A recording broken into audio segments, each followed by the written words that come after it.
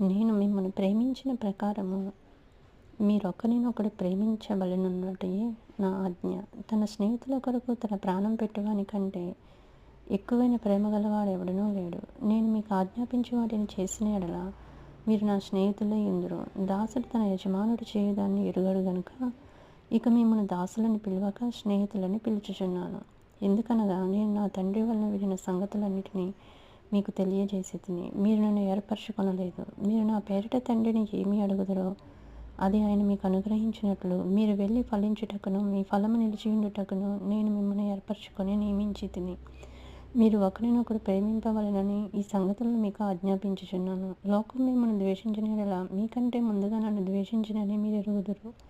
మీరు లోక సంబంధులైన యెడల లోకం తన వారిని స్నేహించును. అయితే మీరు లోక సంబంధులు కారు. నేను మిమ్మల్ని లోకంలో నుండి ఏర్పరచుకొంటిని. అందుచేతనే లోకం మిమ్మల్ని ద్వేషించుచున్నది. దాసుడు తన యజమానుని కంటే గొప్పవాడు కాడని నేను మీతో చెప్పిన మాట జ్ఞాపకం చేసుకొనుడి. లోకులు నన్ను హింసించిన యెడల మిమ్మును కూడా హింసింతురు. నా మాట గైకొనిన యెడల మీ మాట కూడా గైకొందురు. అయితే వారు నన్ను పంపిన వారిని ఎరుగరు కనుక నా నామం నిమిత్తం వీటన్నిటినీ మీకు చేయుదురు. నేను వచ్చి వారికి బోధింపకుండిన యెడల వారికి పాపం లేకపోవును. ఇప్పుడైతే వారి పాపమునకు మిషలేదు.